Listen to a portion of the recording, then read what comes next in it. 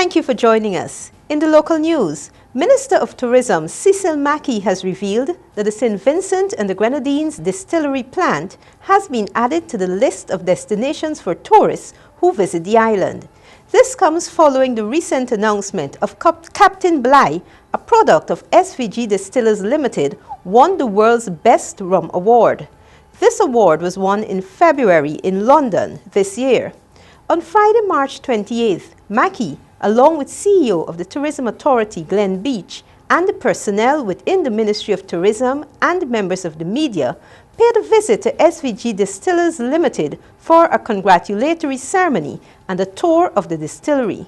Mackey, during the visit, extended congratulations to SVG Distillers on the recent award.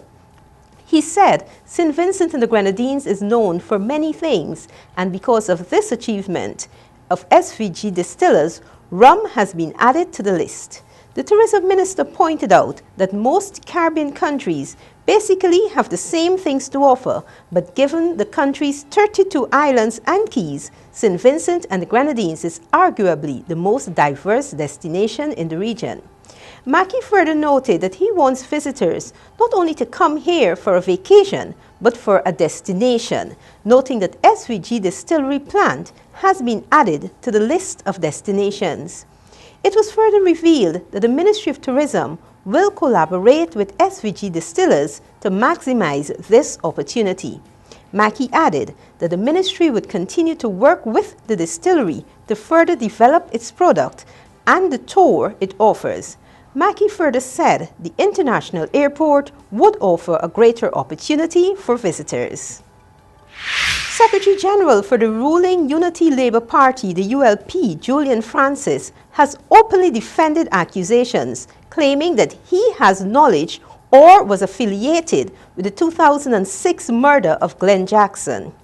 Jackson, 44 years of age at the time of his death, was then press secretary to Prime Minister Dr. Ralph Gonsalves.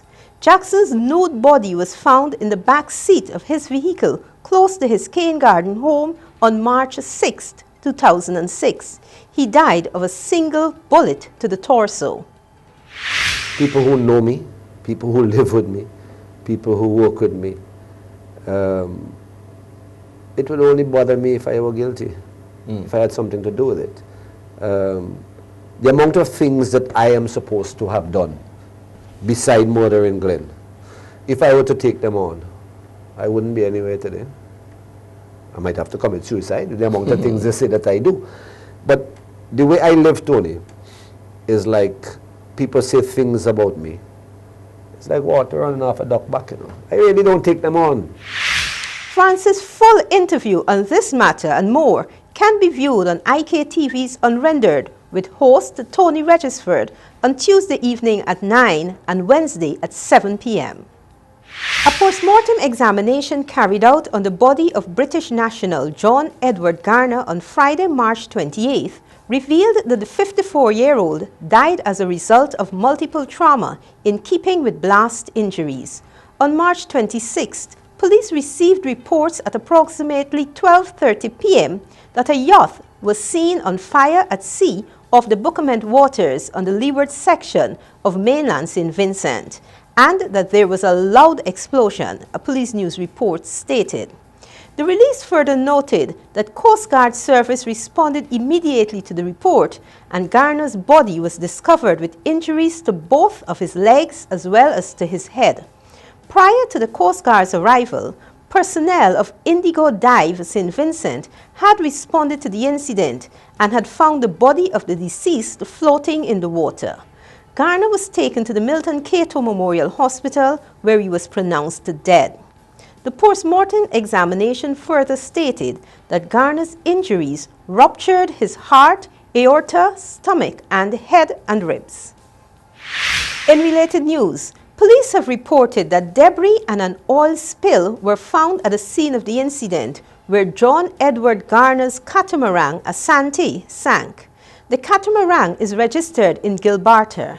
A police news release on Monday revealed that Garner, who was born on October 6, 1950, arrived in the state on Sunday, January 19, 2014 via plane, along with his wife, Heidi Hukilas, and was granted an extension to remain in the state no longer than April 19, 2014. The couple reportedly got married in October 2012. Meanwhile, investigations show that Hukilas, a Norwegian, left the state on Tuesday, March 25th via the JF Mitchell Airport on the Grenadine island of Bequia and is not a person of interest at this time. It is believed that Garner was the lone individual on the catamaran. The Financial Intelligence Unit, FIU here, is continuing its effort to enhance the capacity of law enforcement officers to address matters relating to financial crimes. The unit is partnering with the United States government and the Eastern Caribbean Supreme Court to host a training workshop on civil asset recovery for law enforcement officers, which got underway here on Monday.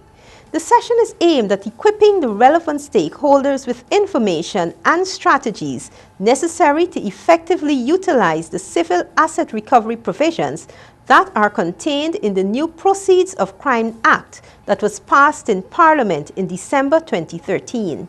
Stakeholders at the training session include Ambassador Dr. Larry Palmer, U.S. Ambassador to Barbados and the Eastern Caribbean, judges of the Eastern Caribbean Supreme Court, personnel from the Attorney General's chambers, members of the police force, and the Financial Intelligence Unit.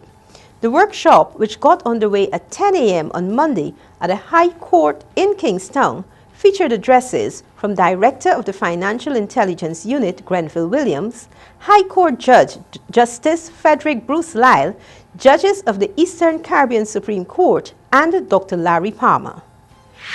That was your local news segment. Regional news is up next.